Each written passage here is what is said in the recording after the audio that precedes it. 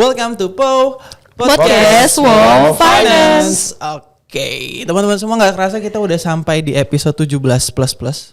Karena ini hasilnya 17. Tapi ada episode spesial juga. Jadi nggak kita Kaget itu. saya, Mas. Lagi puasa kan ya? Lagi puasa, nggak apa-apa, biar seger. Ya, dan selamat datang kembali para powers setiap penonton POW yang mungkin nggak sengaja keklik videonya terus jadi nonton, atau mungkin yang pengen nyari info-info ya penting seputar Wom Finance. Perkenalkan, saya Rofi dari Human Capital dan di sebelah saya ada Ayu dari Anti Fraud. dan di depan kita ada Syahrul dari Kredit Dev Head. Kredit Departemen Head. Kredit apa nama panjang departemennya, Pak? Saat ini bukan departemennya tapi divisionnya adalah Kredit dan Amu Division. Kredit dan Amu Division. Oke, welcome Pak Syahrul. Sehat Pak Syahrul? Alhamdulillah sehat. Kayaknya mudah-mudahan nggak aus ya. Enggak ya, Pak. Ntar abis ini ada kopi kayaknya. Ada, nanti kita sediain jam 12. Sambil ngabuburit bro. Ngabuburit dari jam 12, nggak apa-apa. Oke, power sekalian, kita sebelumnya udah pernah ada banyak episode ya Mbak Ayu ya. Iya, Mas. Ada waktu itu ngomongin IT security, ada ngomongin apa lagi? Litigasi. Oh, Yang banyak lah. pertama-tama itu ada fraudnya. Ada fraudnya, dan kali ini kita mau membicarakan tentang kredit. Dan Iya. tentunya nanti akan ada sisipan dan korelasi dengan anti fraud itu sendiri. Iya, Ya, benar. Oke teman-teman dan Pak Syahrul, Mbak Ayu, kita langsung ke pertanyaan pertama aja mungkin ya. Boleh, langsung aja. Oke, Pak Syahrul, sebagai orang yang kurang common dengan apa namanya dunia kredit ya, karena kebetulan saya sempat mempelajari alias baru 5 menit yang lalu. Gitu Pak. Dan pengetahuan saya kalau misalnya saat ada pengajuan kredit ya dari konsumen, itu ada istilahnya membaca analisa karakter konsumen tuh Pak. Nah, yang saya belum terbayang dengan detail bagaimana caranya menilai manusia ya, manusia dari sebuah kertas atau sebuah data gitu Pak. Nah, mungkin boleh dong dicerahkan kita para powers yang mungkin sama kayak saya tentang gimana sih cara membaca analisis konsumen, karakter konsumen dari sebuah data. Oke. Ya, sebelumnya terima kasih nih ya atas undangannya udah undang saya di podcast Wom Finance ini. Ya, untuk kita sharing-sharing lah ya, untuk terkait kredit khususnya. Ya, kalau untuk analisa kredit, ya memang sih yang paling susah adalah membaca karakter orang ya. Yes. Karena kan namanya orang lagi butuh pasti semuanya kelihatannya bagus, ya kan. Apalagi kalau kita cuman ketemu sama konsumennya langsung kan, datanya pasti jawabannya enak lah semuanya, Positif semua dan terlihat senyum lah ya pada saat ketemu. Nah kalau kita biasanya dari sisi kredit sendiri melihat konsumen itu kita lihat based on data juga, nggak cuman berdasarkan kita visit ke konsumen, kita melakukan interview, ya kan? Kita juga based on data. Salah satu data yang kita pakai biasanya adalah record sebelumnya, atau bisa dibilang ada juga yang namanya credit checking. Credit checking Ya. Credit checking itu ada beberapa data yang kita bisa pakai. Saat ini yang kita pakai adalah SLIC dan KBIJ. Ya, KBIJ itu apa itu Pak? SLIC dan KBIJ. Nah, SLIC dan KBIJ itu gini. Kalau SLIC itu adalah suatu produk terkait informasi konsumen yang dikeluarkan oleh OJK langsung.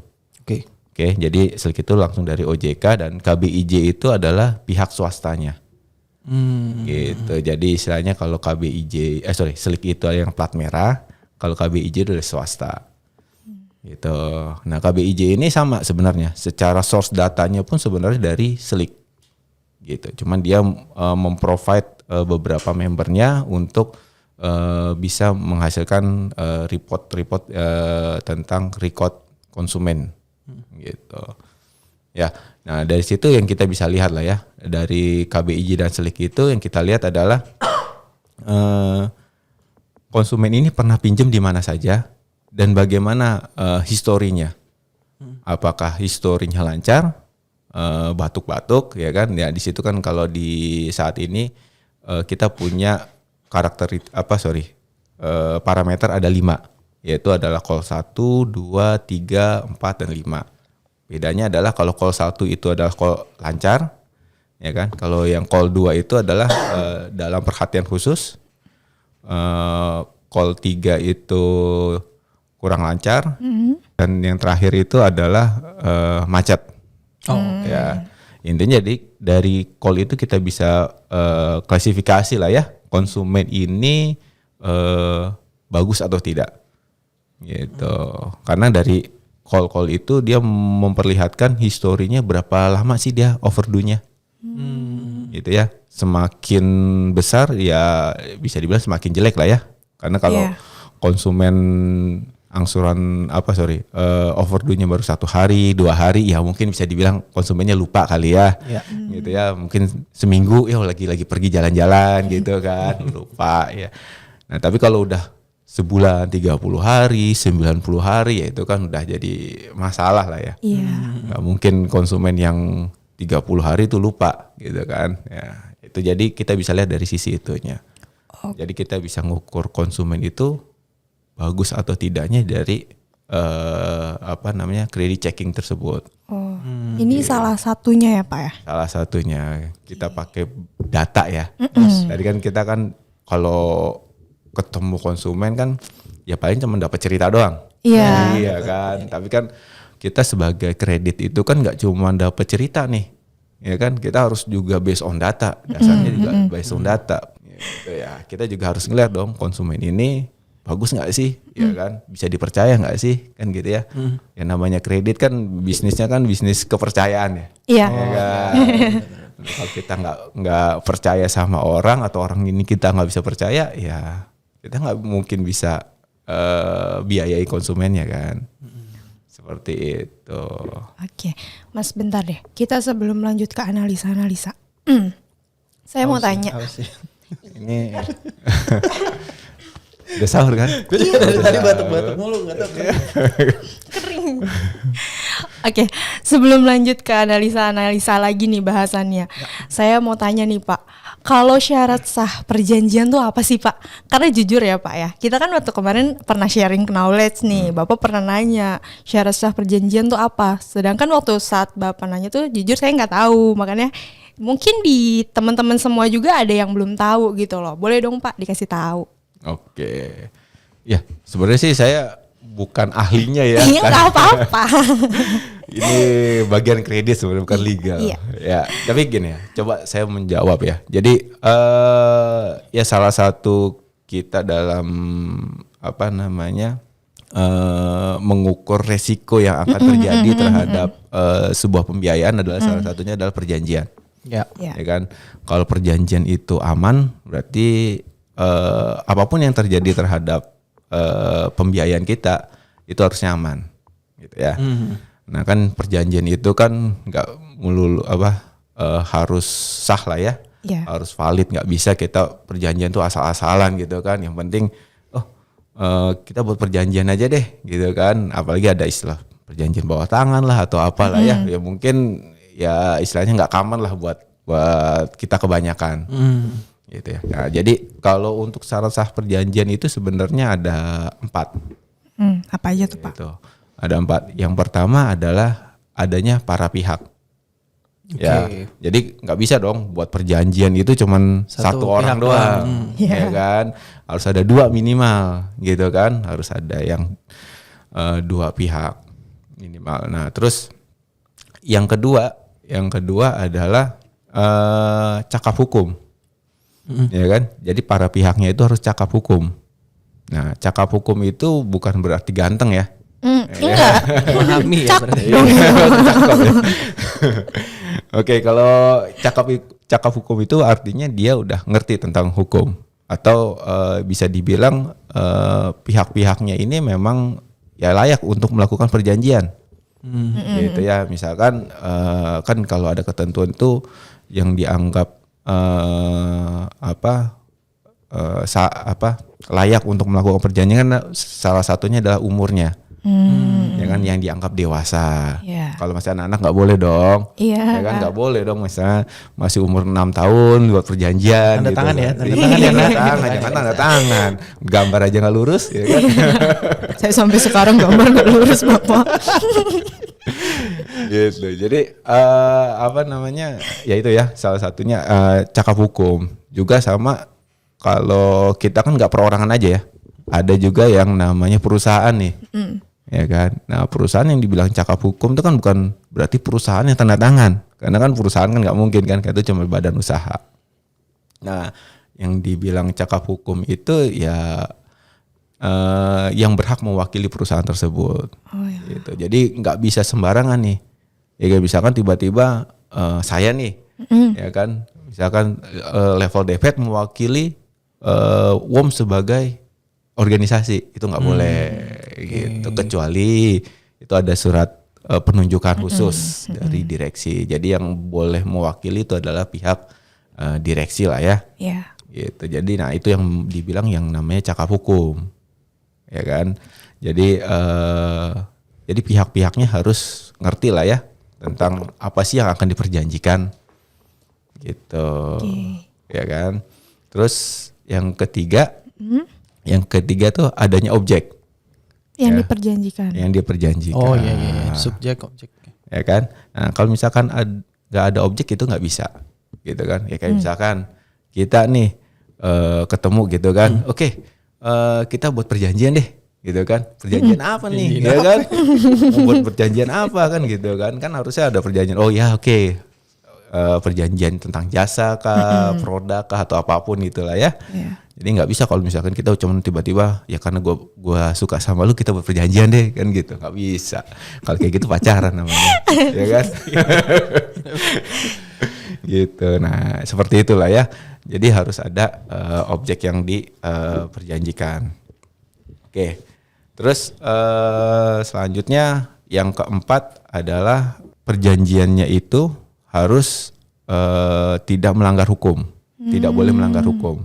Jadi apapun yang terkait di perjanjian tersebut tidak boleh melanggar hukum, gitu ya. Ya maksudnya isi-isi perjanjian yang ada di dalam yang diperjanjikan itu nggak boleh ada syarat-syarat yang melanggar hukum, entah baik objeknya kah, ya kan, atau para pihaknya kah. Nah itu tidak boleh, atau syarat-syarat pasal-pasalnya di situ juga nggak boleh melanggar hukum.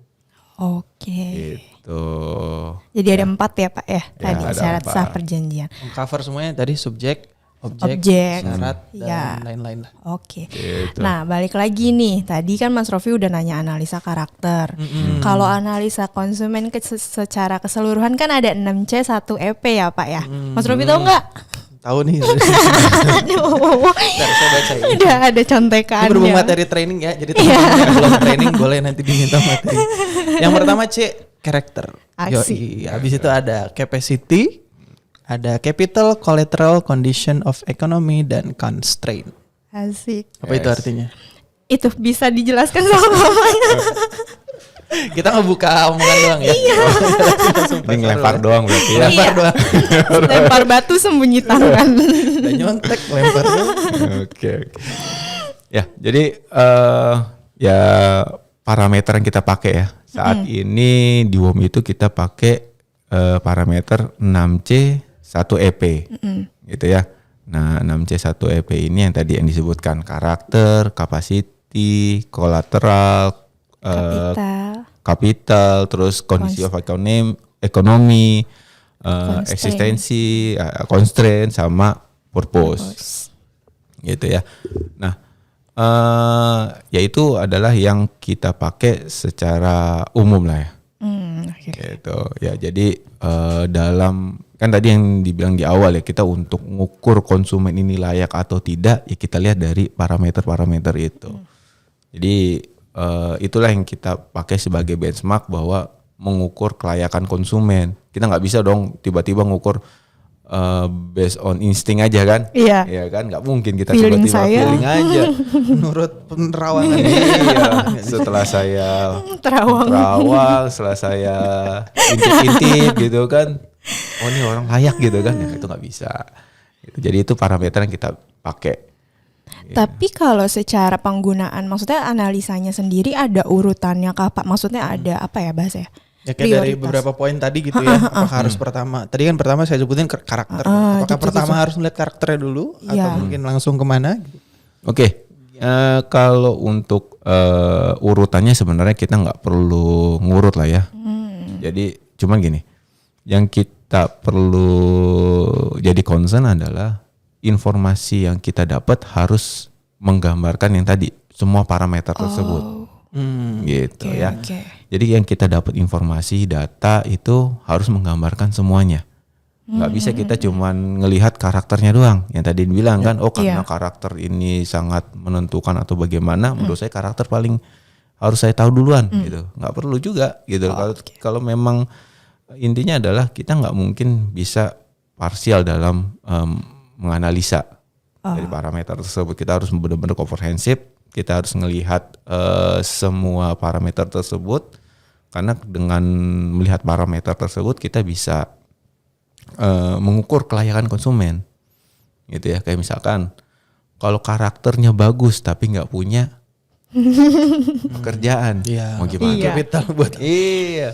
Terus, Sedekah namanya Pak. nah iya kan, orang kok sedekah ya sana. Kenapa lu jadi sedekah? Kan maksudnya ngasih orang nggak ada. Oh, Iya. iya. Atau misalkan ya pekerjaannya ada gitu kan. Ya, cuman karakternya jelek. Ya kan susah juga. Susah Nanti juga. kan didatengin bukannya bayar tapi ngajakin Berantem. Iya kan, gimana? Tidak kondusif lah. Iya, tidak kondusif. Atau mungkin yang apa namanya kolateral gitu kan. Ya kan, karakternya ada. Terus kapasitasnya ada. Tapi kolateral yang dijamininnya jelek gitu kan, nggak sesuai ketentuan. Ya kan, ya akhirnya apa ya, ujung-ujungnya rugi juga kita kan. Karena kita kan based on kolateral juga kan. Nggak bisa kita nilai konsumen itu, oh punya duit, karakternya bagus, tapi kolateralnya nggak bagus. Ya misalkan kayak konsumen nih mau pinjam uang 10 juta misalkan, dia jaminin motor tahun 2005 misalkan, ya kan, 10 juta tahun 2005, pasarannya aja motor 2005 mungkin head to head nilai. Iya. Ya kan, minjemnya ya memang ada kolateralnya, cuman kan nggak mungkin dong kita ngebiayain ya tadi kita beramal gitu kan, harganya cuman mungkin sekitar 5 jutaan, dia pinjam 10 juta, kita setujui karena karakter sama kolateralnya bagus.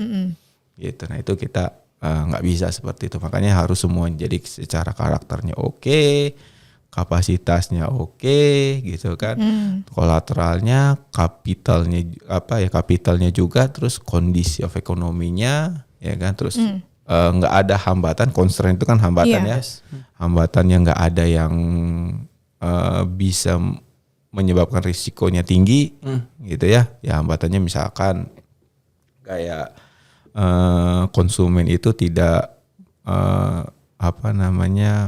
tidak memiliki legalitas usaha misalkan, usaha tapi tidak memiliki legalitas usaha, ya kan. Nah itu kan bisa dibilang tanda kutip ilegal, ya kan. Nah itu kan nggak bisa kita biayai lah ya, usaha-usaha yang ilegal tidak memiliki izin, gitu. Atau mungkin dia kerja tapi pekerjaannya yang tanda kutip lah ya ilegal, langgar hukum. Tapi pernah nggak sih Pak, ini tambahan dari saya aja sih ya. Saya tertarik tadi kan konsepnya ada sekian poin ya Pak ya, yang harus diperhatikan, yang dimana outputnya adalah hasil analisa dari ke-6 poin tersebut. Tapi kalau aktualnya nih, pernah nggak sih Pak ada case ya yang mungkin menurut Bapak unik, atau misalnya analisis tersebut telah dijalankan dengan baik gitu ya, tapi in the end ketika sudah berjalan, sudah berjalan, pada aspek apa yang biasanya harus paling diwaspadai gitu. Jadi mungkin teman-teman kredit yang juga dengar podcast ini gitu ya, bisa juga aware gitu ya. Jadi dari ke-6 tadi ya, 6+1E itu ya. Kira-kira di poin apa ya concern yang harus paling diwanti-wanti lah Pak, mungkin bahasa gampangnya. Oke. Yang paling jadi concern adalah yang pertama adalah kita ngelihat dari kolateralnya dulu. Ya, kita lihat kolateralnya dulu. Gini. Jadi menganalisa itu kan kita melakukan kayak semacam matching ya. Matching antara kebutuhan konsumen, kemampuan konsumen, dan jaminannya konsumen, gitu ya. Nah nanti kalau misalkan dari semuanya itu matching, ya itu bisa dibilang orang layak lah ya, konsumen itu layak. Jadi kalau tadi dibilang yang kita harus perhatikan adalah pertama yang pasti kolateralnya dulu, Karena kan kalau di WOM ini kan semuanya ada jaminan ya. Iya. Mau motorku ada jaminannya motor. NB jaminannya motor juga. Mobilku jaminannya mobil. Ya kan. Terus emasku jaminannya emas. Ya kan. Jadi semuanya harus punya based on-nya kolateral dulu. Jadi jangan sampai kita membiayai konsumen itu melebihi dari nilai kolateralnya. Atau bisa dibilang over financing ya lah ya. Jadi kalau misalkan konsumen kita pembiayanya over financing, risikonya adalah kerugian di kita. Itu ya, karena kan kalau misalkan konsumen ini terjadi one prestasi, yang kita pegang adalah kolateralnya nanti nih, ya kan? Kalau misalkan kita istilahnya kita sita nih atau kita TB konsumennya, kolateralnya, nah itu kita bisa istilahnya kita bisa jual kembali lah ya untuk menutupi kewajiban yang ada. Gitu. Jadi sebenarnya yang harus diperhatikan dalam melakukan pembiayaan di depannya itulah harus ada kolateralnya dulu nih. Gitu. Karena kita yang tadi kita pembiayaan masih antisipasi juga ya berarti. Ya. Oke. Gitu sih. Banyak prosesnya tadi ya, udah Iya, filtering di panjang. awal, udah menganalisis dulu, baru approach masih ada filtering. Setelah di filter udah kena approach, ada filtering Ada lagi, ya. nggak asal comot. Enggak, sobat proseduralnya penting banget kali ya Iya, semuanya betul. ya, buat Betul. diperlakuinnya semuanya. Semuanya saling jaga ya. Betul. Oke, tadi kan Pak Syahrul dan Mbak Ayu kita udah banyak dijelasin dan dikasih insight tentang bagaimana tadi ya konsep filteringnya, apa namanya prosedurnya dan siapa saja yang berperan dalam proses itu gitu ya. Nah, terus pertanyaan selanjutnya, kalau analisis resiko ya di setiap perusahaan pembiayaan atau yang hampir bisnis sejenis nggak ya? Itu sama nggak sih Pak konsepnya kayak yang dipunyai WOM sekarang? Atau yang sama nggak prosedurnya sama yang dilakuin sama kita sekarang? Secara garis besar sama. Garis besar ya, sama ya. Cuman yang tadi bilang apakah semuanya parameternya ke sistemnya ke sama atau tidak, pasti beda lah ya. Masing-masing perusahaan punya keunikan masing-masing lah. Oke. Gitu ya. Ya kayak misalkan kita sama perusahaan sesama multi finance pun kita punya cara mengukur resikonya beda-beda. Gitu ya. Ya sebenarnya kan gini. Sebenarnya kalau dari secara resiko sendiri itu perusahaan multi finance itu semuanya resiko yang dihadapi perusahaan multi finance itu semuanya sama. Gitu ya. Secara garis besar lah ya. Itu ada resiko yang namanya resiko kredit. Ya kan, ada resiko operasional, resiko hukum, ya kan, resiko reputasi, ya kan, banyak lagi lah resikonya, nilai pasar dan sebagainya macamnya ya, resiko keuangan pun juga, gitu. Cuman yang jadi concern dari sisi kredit sendiri adalah ya tadi operasional, hukum, kredit dan reputasi, gitu. Kenapa itu jadi concern? Yang pertama gini, kalau secara hukum itu sebenarnya resiko hukum itu yang sebenarnya harus dihindari. Kenapa? Karena ini terkait dengan hukum ya. Yang tadi terkait perjanjian tuh. Ya kan. Salah aja buat perjanjian. Nah, itu resiko ke belakangnya itu akan atau ke depannya itu akan ruwet lah ya.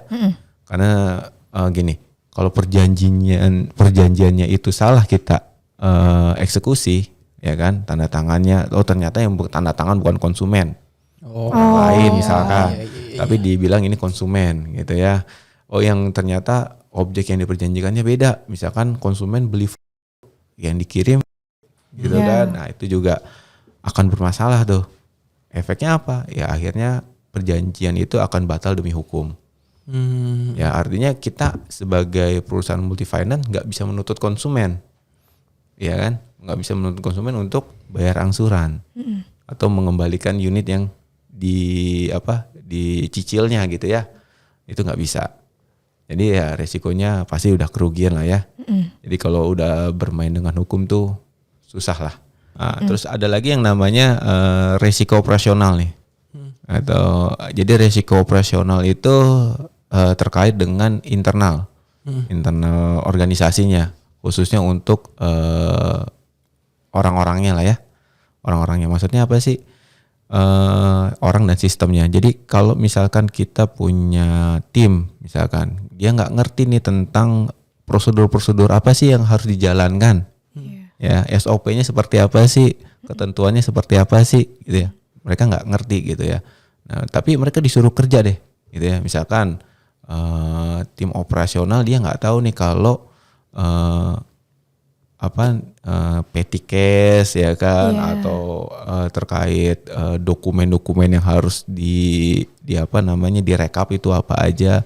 Nah, pada saat dokumen itu hilang atau dokumen itu terselip ya kan, tidak tersimpan dengan baik, ya ujung-ujungnya apa ya, nanti berisiko terhadap kita punya operasional. Entah yang harusnya ada tagihan ya kan, mungkin dari pihak dealer ada tagihan ke kita ya kan, dokumen tagihannya itu terselip ya kan, akhirnya kan dealer yang ngerasa udah ngasih tagihan tapi nggak dibayar-bayar sama iya, akhirnya kan nggak percaya lagi, wah bohong nih gitu misalkan ya, wah udah saya kasih tagihan kok nggak dibayar juga nih gitu ya kan. Atau mungkin secara sistem misalkan ya kan, sistemnya ternyata terjadi down gitu ya, misalkan mungkin ada beberapa waktu lalu kabel fibernya itu putus lah gitu kan, akhirnya seharian kita nggak bisa ngapa-ngapain, nggak bisa ada transaksi sama sekali gitu ya.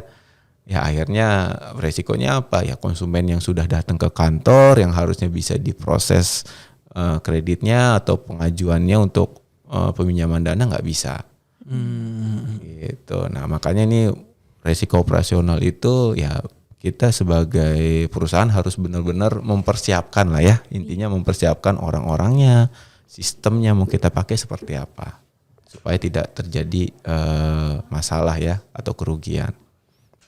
Gitu. Terus ada lagi resiko kredit, ya tadi tahu lah ya, kredit itu kredit macet.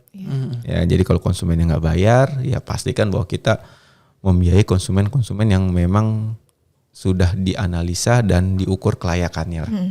Gitu, supaya tidak terjadi kredit macet gitu. Dan terakhir yang terkait reputasi lah ya, resiko reputasi itu lebih ke nama baik kita ya kan, ya, namanya perusahaan seperti WOM yang istilahnya mungkin udah bonafit lah ya, nama baik adalah salah satu yang harus dijaga lah gitu kan. Jadi kita harus menjaga hubungan baik dengan konsumen, keluhan konsumen seperti apa kita bisa penuhi gitu ya. Jadi ya resiko-resiko nama baik kita tetap terjaga di pasar lah ya, bahwa WOM ini adalah perusahaan pembiayaan terpercaya lah. Gitu. Oke, kalau dari tadi penjelasan Bapak pasti banyak banget, maksudnya pengalaman-pengalaman yang udah pernah dilewatin gitu ya. Ada nggak sih Pak, maksudnya pengalaman yang paling memorable yang dikasih impact positif buat pekerjaan Bapak yang sekarang ini nih? Waduh. Dari dunia kredit ya tentunya iya ya. Dong, dari dunia kredit. Atau pernah ada case yang gimana gitu? Yang wah gitu, wah. Bombastis gitu. Wah kalau ngomongin yang non konfidensial ya pasti. Iya. Ya kalau ngomongin cerita selama saya sebagai kredit analis lah ya. Ini bisa 2 episode nih kayaknya nih. Jadi 18 plus. Enggak 21 plus ya. Oke. Ya, jadi gini, kalau misalkan ngomongin tentang apa ya, cerita selama saya sebagai analis itu banyak ceritanya lah ya. Seru lah. Gitu. Kenapa? Karena saya sebagai analis ini mungkin udah ngerasain hampir setengahnya pulau di Indonesia lah, ya kan, mulai dari Sumatera, saya pernah jadi analis di Sumatera, di Jawa pernah, di Papua saya juga pernah, Waduh keren, di Bali Nusra itu juga saya pernah, saya cuman belum itu di Kalimantan sama Sulawesi. Berarti udah banyak pengalaman dengan berbagai macam manusia ya. Iya. Ya betul. Jadi karakternya beda banget tuh pasti. beda banget. Ya seru lah ya. Jadi ya mereka ya memang ya apa namanya punya ciri khas masing-masing gitu ya. ya istilahnya kita menghadapi orang-orang seperti itu ya harus menyesuaikan dengan kondisinya ya. Keras ketemu keras, ya akhirnya bentrok, ya kan? Ya kita gimana caranya persuasif kepada mereka, gitu. Nah kalau ngomongin tentang analisa konsumen, ya saya pernah dapat ya. Jadi konsumen itu profesinya P lah ya, P titik-titik. Dia punya usaha, selain bekerja dia juga punya usaha. Usahanya itu bergerak di bidang apa ya, semacam pengolahan kayu, ya pengolahan kayu sama distribusi ya kayak BBM lah ya, solar lah ya, gitu. Nah secara apa ya, data nggak ada masalah nih orang, ya kan? Ya memang pekerjaannya aja yang kondisinya seperti itu ya, yang mungkin. Nah terus usahanya pun sebenarnya legalitasnya ada, ya. Jadi ya kalau dibilang secara data aman, ya secara data aman. Terus saya sebenarnya melihat dari sisi kapasitasnya tuh dari bukti keuangannya.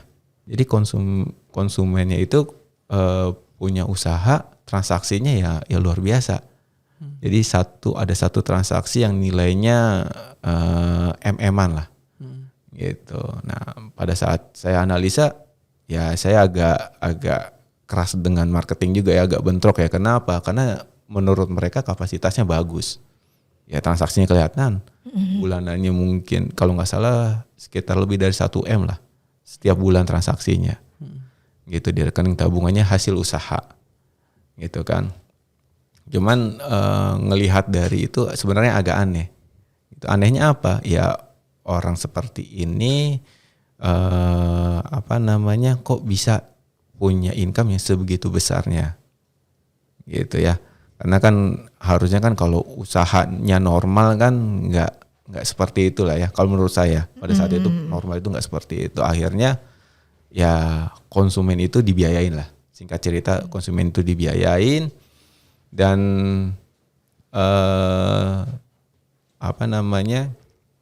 pada saat itu ya pembayaran di awal bagus sebenarnya.